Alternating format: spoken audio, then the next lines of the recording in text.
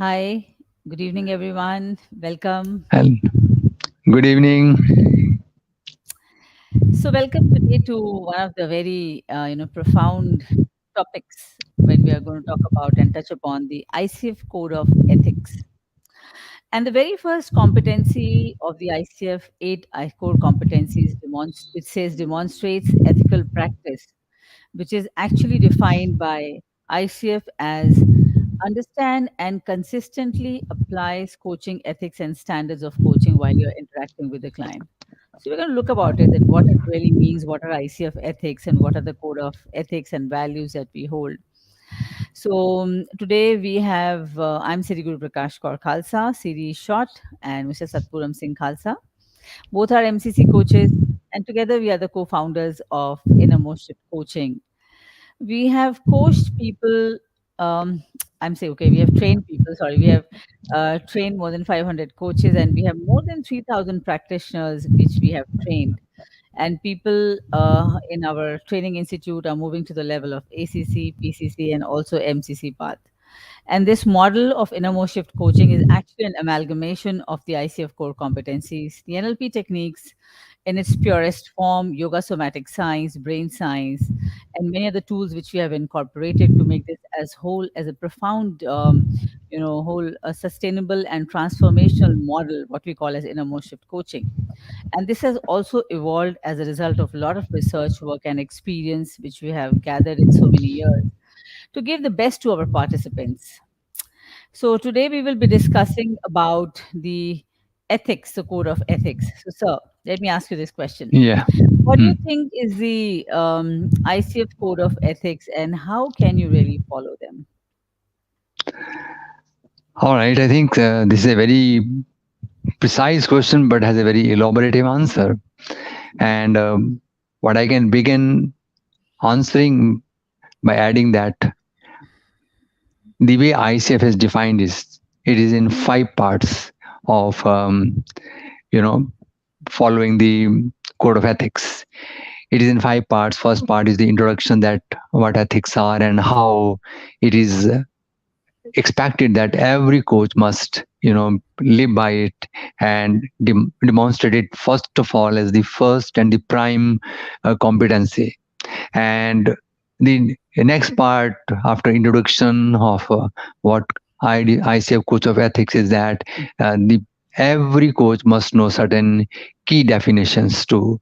Like those key definitions are about uh, 13 definitions they must know, that who is client, what's coaching, and what is coaching relationship, what is code, and what do we mean by confidentiality, and what is conflict of interest, equality, ICF professional, who's ICF professional, who's ICF staff, and then who's internal coach, who's sponsor, like who's supporting personnel, and what is systemic equality. Likewise, they expect in the second part of code of ethics.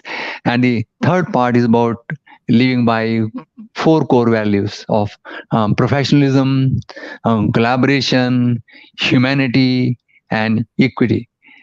And the fourth part is about living by demonstrating certain behavior. So that is mentioned in uh, four sections, and like responsibility towards client, responsibility towards practice and performance of the coach, then responsibility towards professionalism, responsibility towards society, and then the fifth part is about pledging it. So this is the way that ICF expects one to follow the code of ethics. Now, if you ask how does one do it? Well, the very first step is knowing it, understanding the implication of it, understanding the advantage of it, understanding what will we lose if we don't follow it. So the more we understand the worth of it and give it a value to everything that code of ethics demands from us, the more we'll find the urge of it. Then, most important, if the answer I can do I can give to how do we begin living by it is that, um, you know, if you know something, will protect you. Like it's the ICF we come to, ICF we walk to. Then what is ICF? ICF is just not a body. ICF has certain rules, certain norms, certain principles, certain values, and every customer, when we are walking to and hoping that customer to trust on us, then customer will trust something worth that we are demonstrating and we are following. So the more we understand that it is simply not the ICF the name, but it is not only simply the ICF the body. Body has mind, body has its soul, and these Mhm. values, code of ethics is the ability to be with the soul of this organization.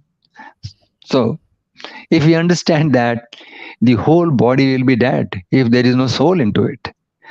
So it is the core of existence.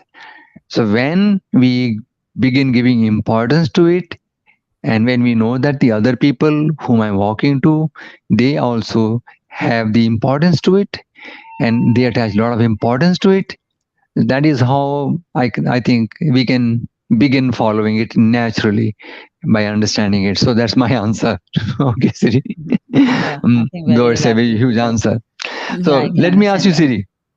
Mhm. Though I have touched this part, but let's understand it.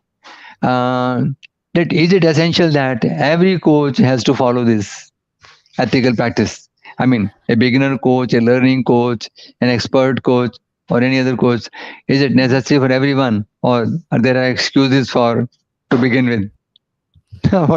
What's your answer to this? I think it's a very wonderful question. If we understand what does ethic really mean, when we are talking of ethics in any context, it is the kind of rules or the principles that you have set to work in that particular sphere. So if if somebody is a medical practitioner or a doctor, they have some code of ethics where they follow. Similarly, when we're talking about coaching, which is a very profound art of empowering people and helping them to really understand their own selves better, I think ICF has wonderfully defined these ethics and the boundary with which we have to really live by. And so, what are these ethics when we're talking? Why is it really important? So, let's talk about a human behavior. When we're talking about coaching, we are talking about an interaction with the other human being. So, if we do not follow the ethics of being responsible to the client, if we do not follow the ethics of being truthful, living with integrity, if we are not responsible for what is happening in the society, I think then probably we are not doing the right kind of coaching what we are talking about. So I think ethics, to follow the ethics, whether you're a new coach or an old coach, it does not make a difference. It's about following certain standards which take care of being human, the humanness and the human factor, and also kind of, protecting the confidentiality. Everything falls in the category of ethics. So I believe it's really important that when you have a boundary and when you have some kind of standards, if you follow them, you will be one of the best human beings and a wonderful coach, if you really follow those ethics and guidelines which have been laid down by ICF. So I think it's very important, right? So while I say this, it's really important that we follow it. Let me ask you, sir, what do you think is the correlation between the ICF ethics and ICF values? Because they have differentiated between them. They have one set of ICF ethics and it says ICF values. So what is the correlation between them? All right. So, I'll, like just a while ago, I said that ethics are, in fact, the demonstrations. And they are the proofs. They are the criterias that you're living by those values. So that's a direct relationship. Like, for example, if I say that I value love, now what does it mean? Is love an emotion or is love an expression? If love is an expression, then how does it show up? Where will it show up? So until this love is lived and it is reaching to the person whom I am, or in the work I am doing, or in the society I am living, or in my own existence, then I am not valuing love. I am simply saying love. So the correlation between the values and ethics is that ethics are the kind of interpretive behaviors of Mm-hmm. these values, these core values. So like the ICF has a core value of professionalism. So it's like a commitment to coaching, and it's a commitment to coaching mindset. It's a kind of professional quality that one encompasses. So the way you feel responsible and how do you exhibit respect towards the person, it all comes under the preview of professionalism. So how you demonstrate your integrity in the marketplace, and you adopt competence, and you really exhibit and you prove yourself, and you strive to spread excellence. That's professionalism. So that is where one has to in kind of a take of a pledge that I will demonstrate such a professionalism by ensuring that my profession is a conduct of consistency, and I am delivering on my commitment, I'm living by my commitment. So there's a way to exhibit that. Then let's say this next value, the core value is collaboration. Then it's another commitment that a coach has to make in terms of connectivity, in terms of taking people along, in terms of helping other people also to evolve, to show up to the excellence, to do their best. So that is also another commitment. So that's the way of living collaboration. And the correlation between the collaboration is that when this collaboration shows up in my work, how am I connecting myself with the co-coaches, with the other people, with the ICF staff, or with anyone I meet. Even if I am going to sign up an agreement with some person, how do I collaborate with the sponsors, how do I collaborate with the stakeholders, how do I collaborate with the client? So in even reaching to the things I will do, I will not do, or even deciding the agenda. Like, and the next, like suppose the value is humanity that ICF wants to exhibit. So it's another way of being humble, being kind, being compassionate, and then exhibiting it, treating other people as human.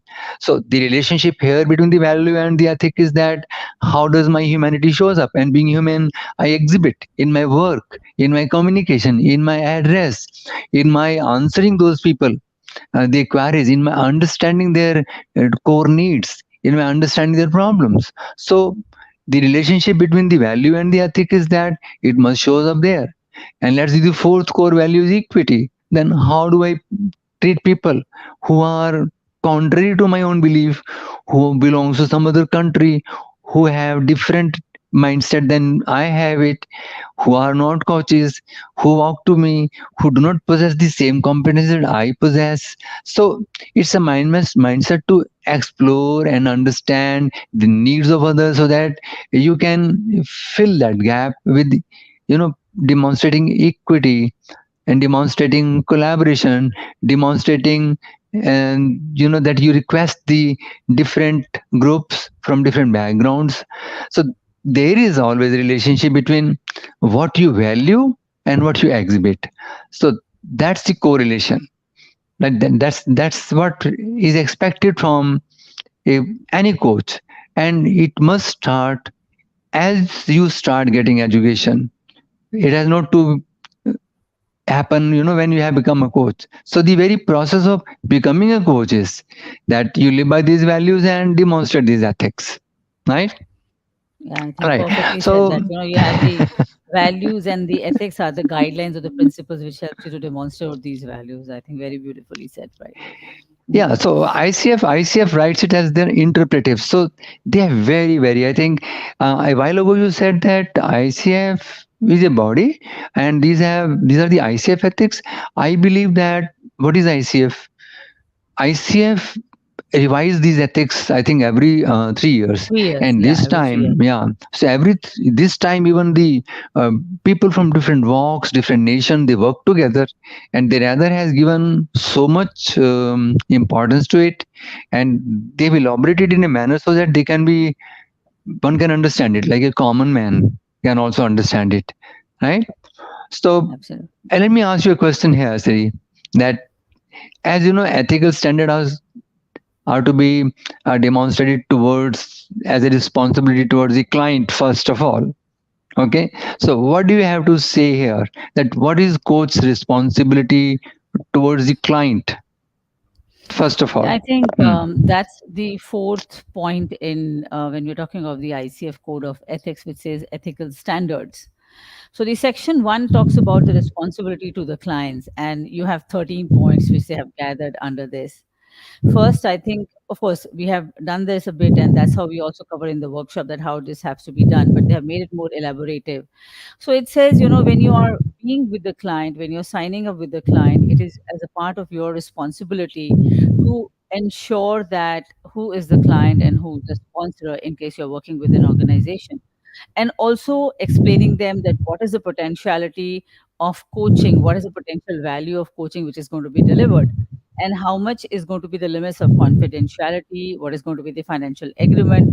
So it is a part of the responsibility of the coach to the client to make it very, very clear. Then it talks about that we have to create an agreement, and that agreement has also be clearly defining regarding the roles and responsibilities and the rights of all the parties and what are exactly there. And this all should happen before the commencement of the services. The next it talks about is, the to maintain a very strict level of confidentiality with all the parties. Very, very important, because that gives a secure and space for the people whom you are coaching, who are your clients, so that they can really work upon to you. And also, it says that we have to comply with the laws which pertain to the personal data and communication. So very, very important. We were just kind of, discussing with each other. What does it mean? Sometimes the company says that the what you're doing, you can put it on the data of the organization, the data of the central data system and the central computer system, and it's going to be safe.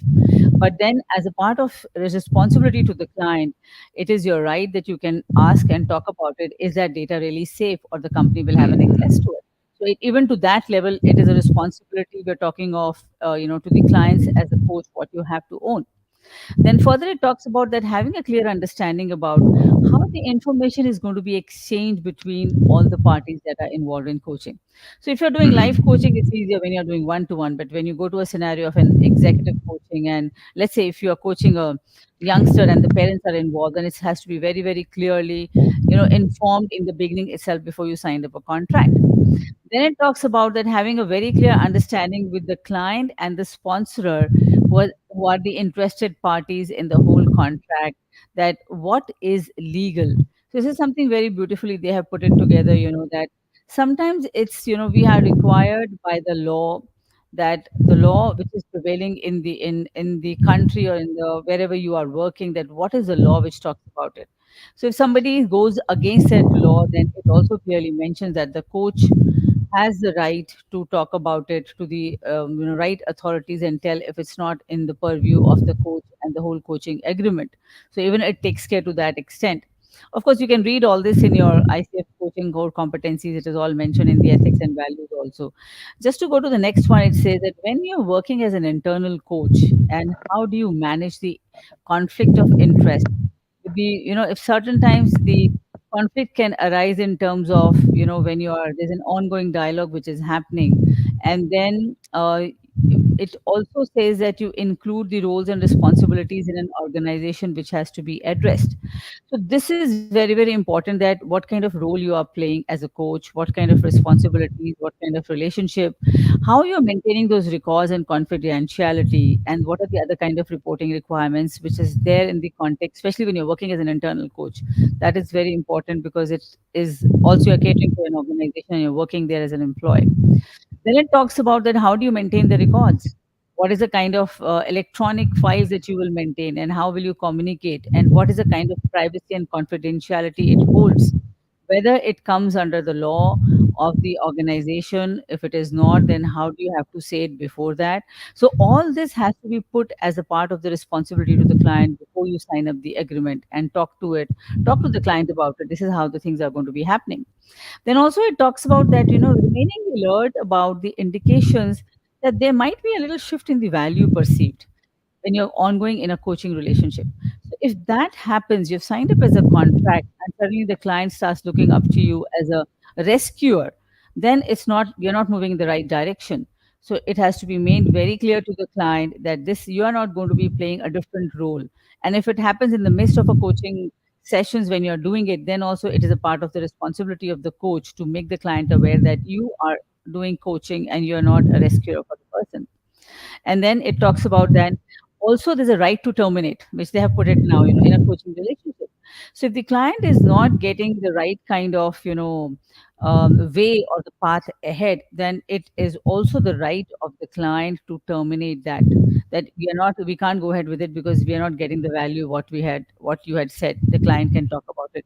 So that also falls under the purview of the responsibility of a coach to talk to the client that this is also a provision that if you're not getting the right kind of value, you have the right to do it. Then it further talks about that, becoming sensitive to the implications of multiple contracts. So sometimes when you're entering into in a executive coaching scenario in an organization, then you might be somewhere, let's say you're acting as a coach, and then somewhere you are a consultant, and somewhere probably you are a counselor. So we have to be very, very clear and make it very clear to the client that and the sponsor that at this particular time with these particular people, I'm a coach. But if you are also a consultant to the organization on a different paradigm, so those all have to be stated very clearly, but there has to be no conflict of interest in any situation, which also falls under the purview of the responsibility to the client, which a coach must hold themselves before signing up the contract. Then it also says that, assuring a very consistent quality of coaching, regardless of the amount or the form or the compensation which has been agreed upon. Because once you start coaching people, then of course the charges and the fee is something else. But then you're coaching them to go to the next level. So that becomes your responsibility to the client. Then it talks about also that there has to be, that you have to disclose to the client that what is the potential receipt of compensation and other benefits that a coach might receive if they are referring the clients to the third parties. So that is also covered under it very beautifully, as responsibility of the client. So let's say you're coaching somebody and the person says, look, I have this one of my friends, and he also, if he also wants to be coach, he's also stuck, and I believe you're the right person. So you're going to make it very, very clear that in case you're going to give a referral, then this is if you're doing something in kind or whatever compensation has to be done, that also has to be made clear as a responsibility to the client.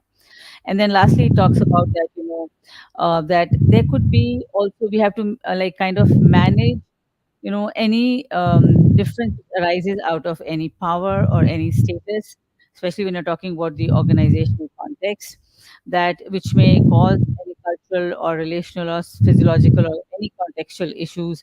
So you have to make it very, very clear that this is something, as a coach, you have to be aware and make the client aware of it, that all this is not going to come in, as a hindrance to the coaching contract that we are signing. So these are all the 13 points which I have, kind of a little bit summed up together, but you can read them on the ICF website. That what it really means that coach is equally responsible to the client with this kind of an information. So those are the 13 points which they have covered, and I think very, very beautifully covered, by Yeah, the the point to be ICF noted here is that out of the 28 interpretives, 13 are for the client. clients. And Absolutely. see, like you touched the point here that there could be difference arising out of the position, power. So, as a coach, following this code of ethics means that you will maintain your presence in such a manner that you won't let the power, whether you are more powerful or less powerful, whether you're senior or junior, whether you are more aged or less aged, so you will not let these things touch you. So Mhm. that's what here following the code of ethics means. Then even in the conflict of interest, point has to be taken care that you are playing multiple roles and you may be wearing multiple hats. So in every role you are justifying the that hat that you're wearing and you're not letting it intermix together.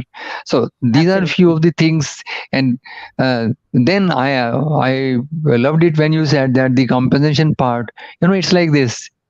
Would you like ever to go to a doctor and doctor treats you only because you pay more fee Mhm. in a nice manner and you pay less fee, then doctor doesn't care about you? Would you like such a treatment? So that's exactly is the point here. That's also Absolutely. responsibility towards your client, that irrespective of how much client pays, how long client has signed for you, client may walk to you for maybe few sessions or more sessions, less money or more money, less in kind or more in kind. Client may walk to you directly or have been sponsored. So not because uh, somebody has asked you to coach, so you pay more attention to the client to prove to the sponsor.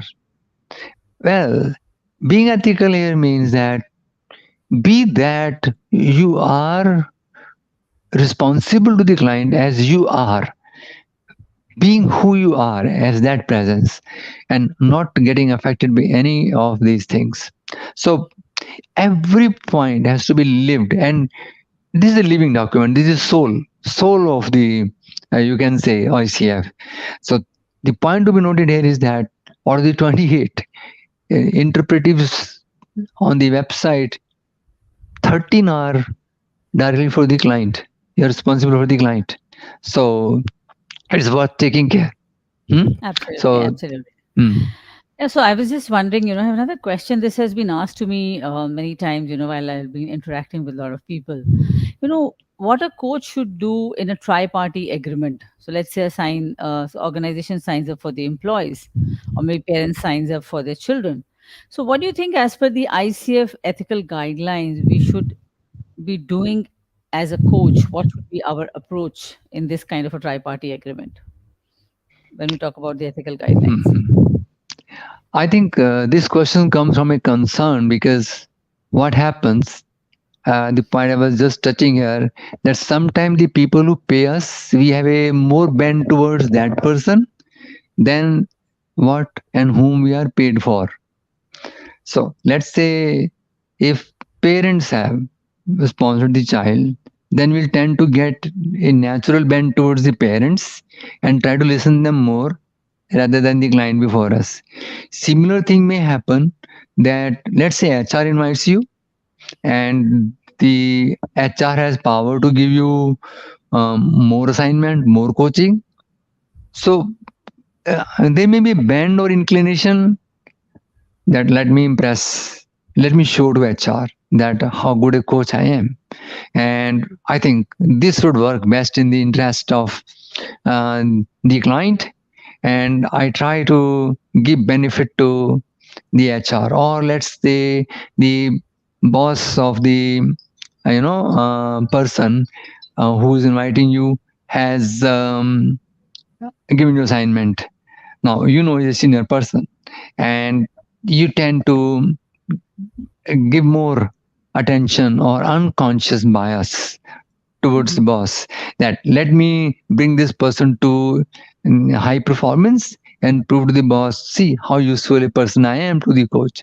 So you might try to internally get inclined towards something that is a sponsor, then this has to be avoided. So that's not ethical. Then another thing in such cases has to be taken care is then when sponsor is inviting you, are you explaining these terms, these ethics agreement to everyone? Then another thing to be taken care is, let's say that if you're coaching an executive and you're coaching on productivity, now how would you make an arrangement, and what arrangement will exist between you, the sponsor, and the client, and what data will be shared, what kind of formats you will share on. It shouldn't happen that, all right, I will share everything, and because I have been assigned this client by the sponsor. So an arrangement has to be made that in what format, to what degree and extent, what are the things which will be communicated and not communicated, and has this made been clear, has been made clear to the sponsor, clear to the client, so that client should not feel, I don't know what all will go to my sponsors or the higher authority. So a coach should ensure that client is not worried and feeling psychological burdened. So that's called psychological safety. So client has to feel secured, coaches have to feel secured, then the sponsor have to feel secured by making things very clear. So in tripartite agreement, or situations, or even could be, I would say, not tripartite, sometimes it's multipartite even. So we have seen such cases where number of stakeholders could be involved in one coaching engagement with different interest, different mindsets, and sometimes they don't give that much time to begin with.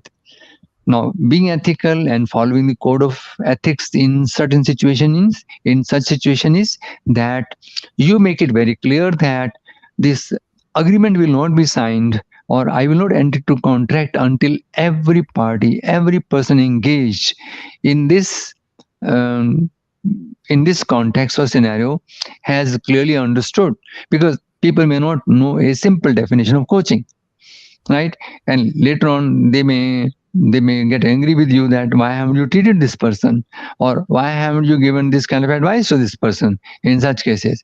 So what will I do, or my coaching do, or the coaching does or not does, I think when there are multiple minds involved with the different mindsets, different intention, it's a Herculean task, and this time specifically, at least, the whole body of people who are involved and engaged, they have taken care that how to treat the stakeholders, sponsor, then the people who are um, get benefit of the coaching. So it's not the client is getting benefit; the other people also are getting benefit, and they may be interesting, curious. So this how I think in such case this has to be taken care very well, right? Absolutely. I think And yes. coach must practice and perform well. So let me ask I a think they question have. here, Siri. Yeah. Okay. Because this will depend upon everything that how the client is practicing and performing also. So what do you think as per the ICF norm, what is the responsibility of coach towards practice and performance that coach will exhibit? Yeah, I think that's the section two of responsibility to practice and performance. It's very beautifully done. If you read the ICF website, it says, as an ICF professional, I. So we are talking about, very beautifully written and framed together when it's talking about that as a coach, what is the responsibility to practice and performance. So, no, it Mhm. has, 14 to 19 points we are talking of. So we're talking about 6 points in this category, where first it talks about adhering to the ICF Code of Ethics in all the interactions. And when I was reading it through, and what they have mentioned, that this ICF Code of Ethics not only applies to the coaches, but it also applies to the internal staff. So they have not kept aside themselves; they have put everybody into the same category of following it up together. So he says that when I become aware of if there is some kind of a breach of code which is happening, as a part of your responsibility to practice and performance, if you are not following some kind of code of ethics, or your behavior is unethical, then it is your responsibility as a coach respectfully raise the matter, or resolve it for yourself in your context. Either you can say, this is what has happened to me, so I would not like to continue, to that extent it says. Or it says, okay, probably I would like to, kind of end the contract. It even talks about to that extent. And if somebody else is not following it up, then it is your responsibility as a coach following the ICF Code of Ethics to resolve this matter, either formally by talking to the person. If the person is not able to understand, not accepting, and still following the unethical practice, then probably we can go to the even the ICF. So they also have a, one, what do you call, one of the systems where you can approach them and talk about it, that this is not being ethically followed. So it really strongly adheres to the ICF Code of Ethics, and it is all supported by the ICF people equally to them. Then it also talks about, a commitment to the excellence, which is through a continuous personal and professional growth, ethically developing yourself. So it's not that you have learned something and you're just doing it, but as a responsibility to practice and raise your performance level, keep learning more, keep, gaining more knowledge from wherever you can, so that you can give it the best to your clients. Then it touches upon, recognizing the personal limitations. Sometimes, when, let's say, the client comes up and you're not able to handle the client because the client has to be counseled, or there has to be some kind of therapy involved with it. Then as a coach, without getting into any kind of conflict, without getting into any kind of, that you can't give up on the client, it is a part of your responsibility in your performance that you can guide the client that, okay, I cannot do this, I'm not professionally trained for it, so probably you can look for somebody else. Or it also talks about, I think, which is also covered in the next one, but then it also talks about, if you know somebody in your professional network of ICF, you can also support them so that the person can go to them and take the benefit of the other person as well. And then it also talks about resolving any kind of conflict in terms of any kind of an interest, or there's a potential conflict of interest, by working through the issues in the relevant parties. Very, very important. If you're not able to do it, seek professional assistance, seek the help if some kind of conflict arises, if you're not capable of enough of doing it. That talks of your responsibility to practice and performance. And then maintaining, one thing which talks about is that, because ICF has all the members listed on the ICF, the site, and since we are members, and if you're an institute, you have the access to him, then not using that information to contact them, but probably seeking, in case you need to still talk to them, you can kind of seek an understanding from them, or seek, or that you can really approach them or not. So following that, understanding your responsibility as a coach to practice and to perform, because ultimately it's all, when you follow this, it's very beautifully done by ICF, because when you follow it, you're also kind of respected as a coach. So today, if Hmm. I cannot counsel somebody and I say, look, I'm sorry, I am a good coach, but counseling, I'm not been trained on it, so I would either recommend you one of our coaches, or you can look for somebody, and then probably we can continue with the next session. It speaks a lot about yourself as being responsible as a coach, because the client will definitely feel that you are talking in the interest of the client, and it's not just about you, sitting over the contract, or not, terminating it, whatever that calls for it. So I think very, very beautifully defined by ICF when we talk about, the responsibility part of it, right? So now let me Hmm. ask you, sir, what is a coach responsibility to professionalism? What you have to say for that? I think if you look into it, it's like a ladder.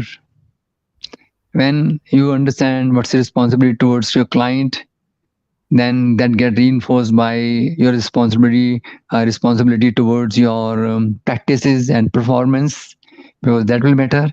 And this responsibility towards your performance and practice that you have just explained, and it reminded me, let me share that when you just now to one of the CEO you are coaching, you shared with me that under this supervision clause, as you were seeking that what do we do next, I think you came to a solution that I think you should ask him that either would you like to go to some mentor, and he said yes. So you made him go to some mentor of his profession and trade and the industry this person belongs to, and come back to you after 2 months. And then he shared a big win that, yeah, I think it was a big insight.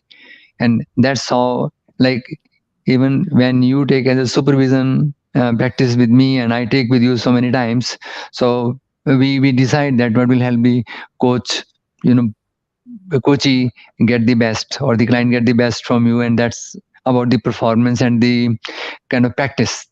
And now when you talk about the professionalism, it's like professionalism is that how good I am in stating who I am and not faking who I am.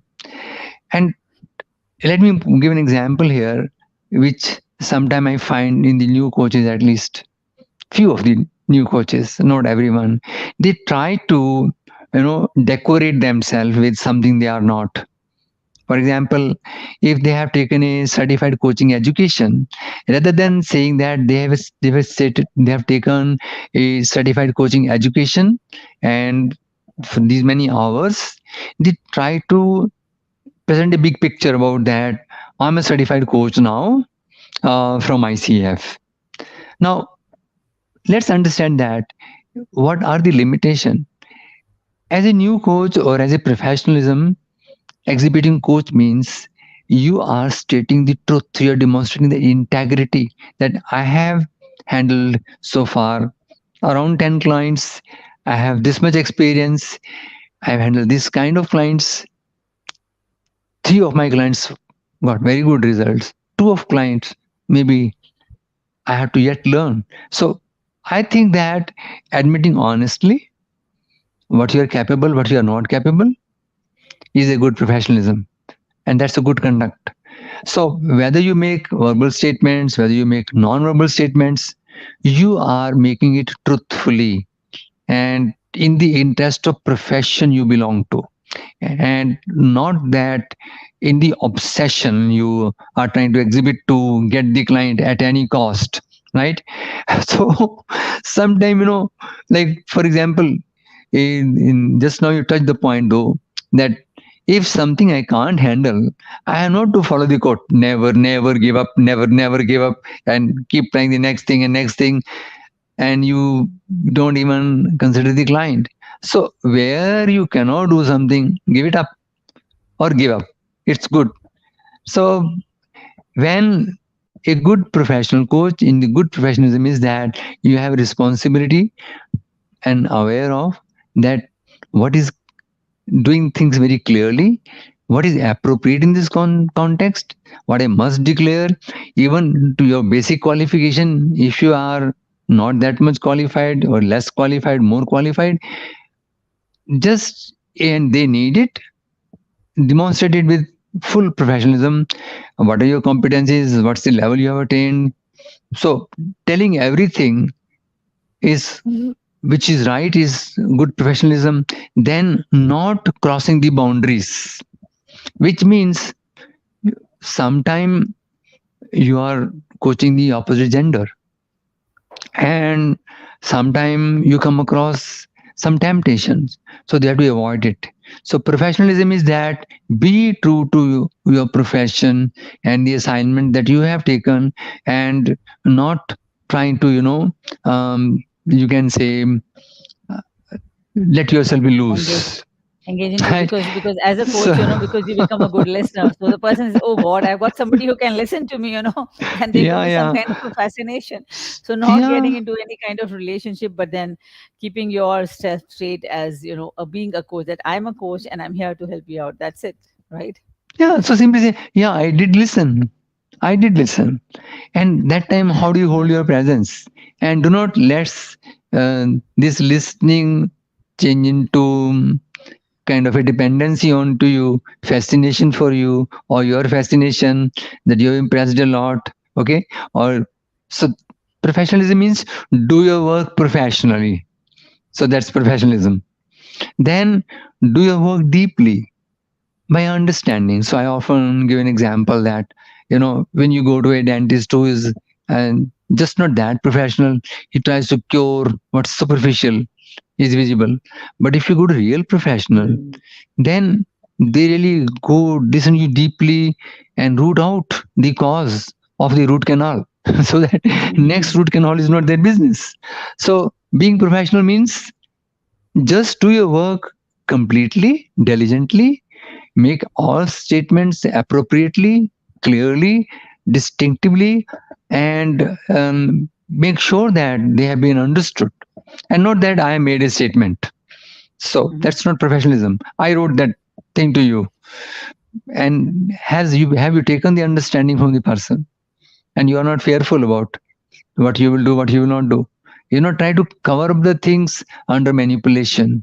You are honoring, giving respect to this profession of coaching, and you're not feeling any less than that this won't do things to that extent as a great advisor does sometime, in that case. So you are exhibiting complete professionalism in dealing with the client. This is what I have to say, right?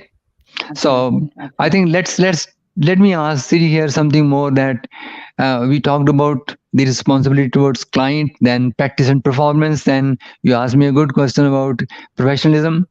uh, but there's a word beyond all this. There's a word that client belongs to, there's a word that you belong to, and we live in is the kind of societal responsibilities. So I think ICF has this time elaborated a lot about that. What are you responsible towards the society as a coach? So what do you have to say here? So it's a very beautifully said again. It's a section 4, responsibility to the society. As an ICF professional, as a coach, I will avoid discrimination of any kind of fairness, right? Okay.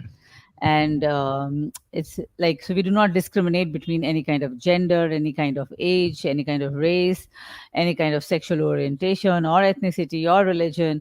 So we are coming out of all that kind of, discrimination part of it. We do not do it because you are, as a coach, when you move to people and you are wanting to help them to be more empowered human beings, then obviously all this does not come into being. So for me, just a little bit word, I feel that is, if we connect to the spirit, that is what is a meaning just coming to my mind right now. If we connect to the spirit and we are working with that spirit, I think we do not discriminate. We'll be out of the discrimination. But yes, we have to follow the ethics and the guidelines. So it is one of them. Then it also talks about that recognizing and honoring the contribution of the intellectual property of others. Very, very important. I don't know how many of us follow and how we should follow it. Because sometimes when you are just doing things, somebody else has done something and you say, no, it's my research, I have done it. That is actually not honoring the contribution of the other person who has done it. So nothing goes wrong and nothing goes bad about if you say, okay, like we have taken this kind of, intervention done by this particular person, they have developed this, or I'm going to be using this particular tool which has been developed by this particular person. There's nothing bad about it because it only kind of puts a lot of weight in your authenticity. If you give the right kind of words to people, they understand that this person, if is using something, is talking and giving full credit to the other person. So it builds your, acceptability and more confidence as a coach with the client. That's what I believe in. Then also it talks about, being honest and working with the recognized scientific research standards. Sometimes when people just quote saying that this has been a research, but there is no background to it. So when you are doing such kind of a thing, keep in mind as a coach and following the ethics and guidelines of ICF that let's use the right kind of research if it has not been done. If you want to do it, you're most welcome. Carry on the data, carry on the questionnaire, do the research work, and then put it across. This is my research for so many years. I've done it with the people. But then, ethically speaking, I think that speaks a lot about your responsibility to the society. Because when we are not doing it in the right manner, somewhere when people find out, then they do not obviously trust what you're doing as a coach. So it's very important that you use the right kind of data and right kind of research. And then it also talks about, lastly, about becoming aware of my client's impact on society. So the word here is that I adhere to the philosophy of doing good versus avoiding bad. So when you're avoiding bad, it's not that you're doing good. So the focus here when you're talking of a responsibility to a society is how much goodness you are creating as a coach, how much goodness you're allowing the client to create in the society around you. One of the best things when we talk about our model of innermost shift coaching, where we obviously follow everything around it, and it's very, very beautifully when I don't know, sir, if you remember, I was interacting with you and we normally talk about it. People say, I'm going to give the best, but does this best include the best of everybody around you? So when we talk Yeah. about doing good, does this good only include your good? Or when we look at society, it is also the good for the society. So we have to really think about it. Many things we have done in so many years, the humanity has done only thinking they are doing the best, but has it really proved the best for the other people? So when you are doing good, are you including the society? And let's begin from the people at home, your friends, your family, your profession, and the whole society we are catering it to. So very beautiful word which says philosophy of doing good versus, avoiding bad. So that's how, if we really take care of it, how to create an impact on the society as a part of responsibility of you being as a coach. What do you really do for it, right? So these are the part of responsibility factors which the ICF has talked about, very elaborated in 28 points, which you can look at in the ICF website also.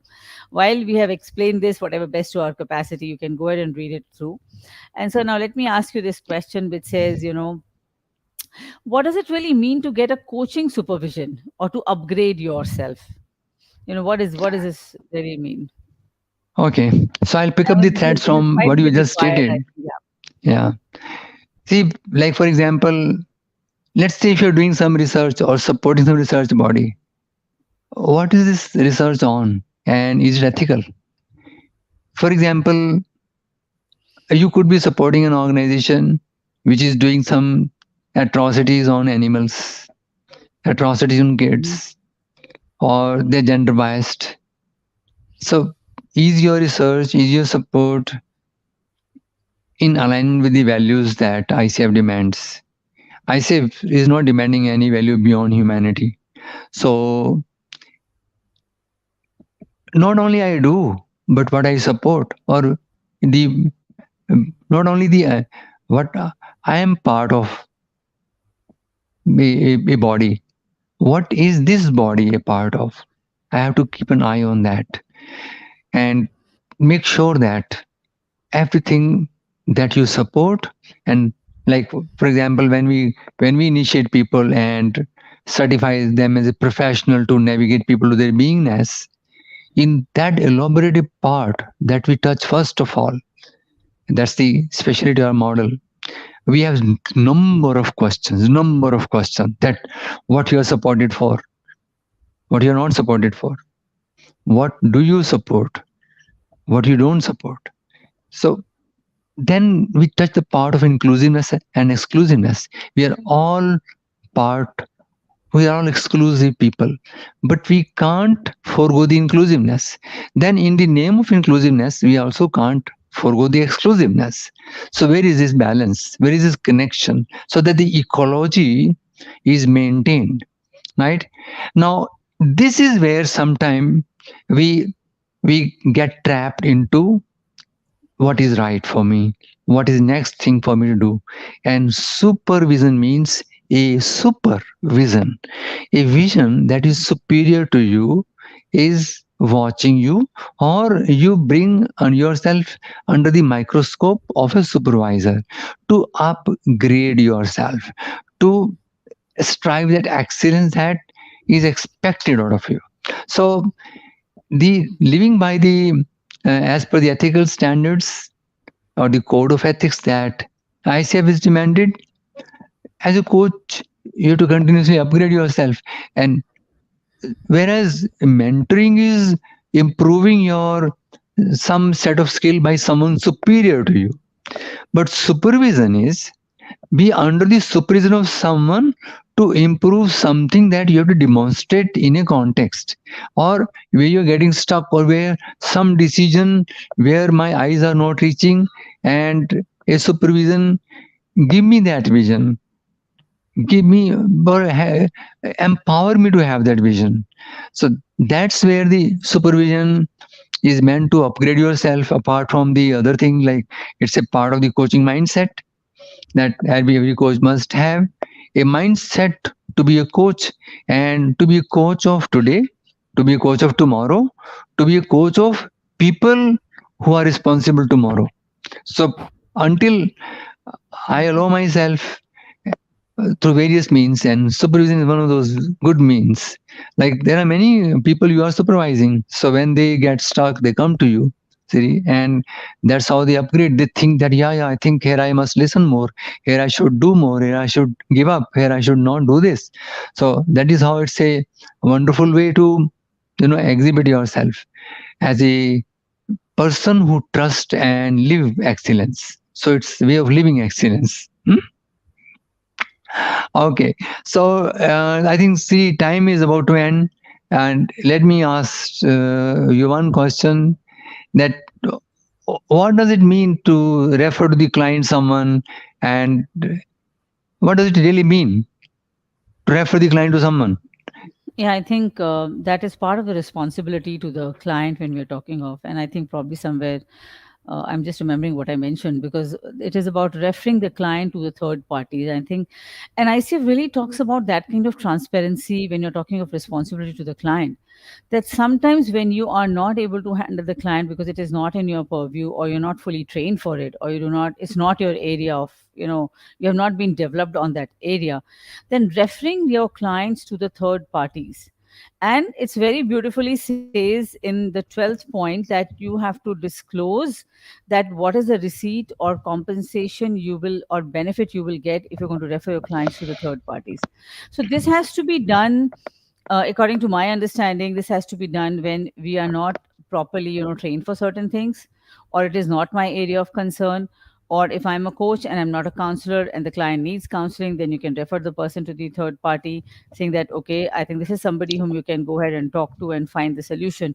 Or if it's a consulting job and you are working as a coach and you're finding it that this is part of your consulting, and if you also go into that area, then you might kind of mix the conflicts, and you do not want to lose as a coach in that particular assignment or the contract that you have signed. Then assigning that consulting job to somebody else, but making it clear to the client that this is what I'm going to do. And since it says that you have to also declare the kind of compensation that you will get from the person whom you will refer to it. So I think that's what refers to it as that referring the client to another coach or another service or somewhere else where you are unable to provide that kind of service.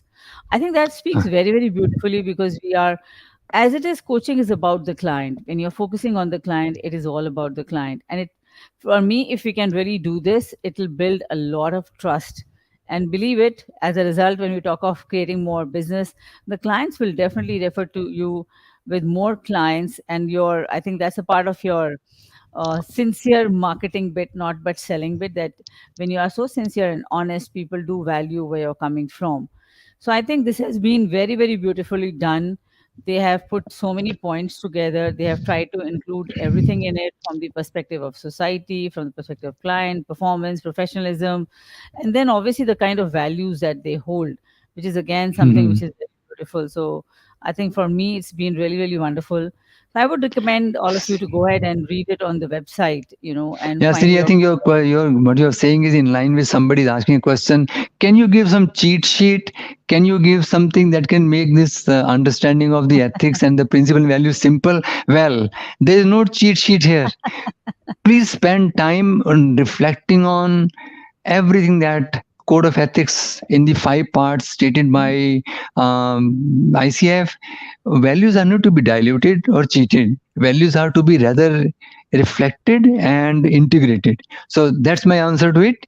And then, well, of course, those people get trained by us. We make sure that even in our 7 eyes model of communication, we make sure that how and at what point you keep communicating to the client everything that is rather as a value that is valued by ICF or the coaching profession. So rather than looking for a cheat sheet, I think look for something rather than a heat sheet so that you get more hotter and you know feel the heat of in not following this, right?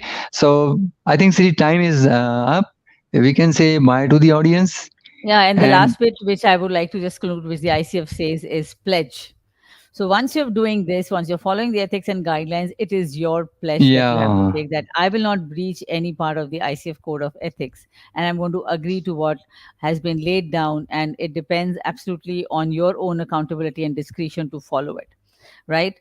So just one suggestion, if we can do it really, what we should follow 100%, but yes, of course, we are all human beings. There's always a part of an error which we always have, but then doing it to your best capacities, following it up, and making yourself incredible with the credibility of these code of ethics and values that they have laid down. okay, Believe and it, you see, can let me be one of add the one best more human point beings. hurriedly here that if ever some ethical issue is found, ICF has a very, very good system of, taking care of. So they have a review board to review such Yeah, ethical yeah. issues. You can always refer, they give a lot of studies that which are the kind of ethical issues found this year in the beginning of the years. So you can keep referring, be a group take a membership of ICF and take benefit of all that ICF has to share with you. I would say like that. Yes. Okay. Yeah, so absolutely. ICF So is putting a lot of things on their website. Once you become a member, you can, read all that. and use it to your advantage. Share it with the people around you, share it with your co-coaches if they're not doing it. It also makes a lot of sense if we're talking of performance, because if you can really do that, it enhances the whole credibility of the coaching community, and people feel good about hiring coaches, people feel good about going to a coach and helping them to, resolve their personal, professional, social, spiritual issues with Okay, them. So I Siri, think that makes let's a lot of value sense. time. Time is 9:01. So I would say, if you want to have edge, pledge to ICF Ethics. Bye Yes, bye. yes. Thank Bye you so bye. much for being with us. See you next time.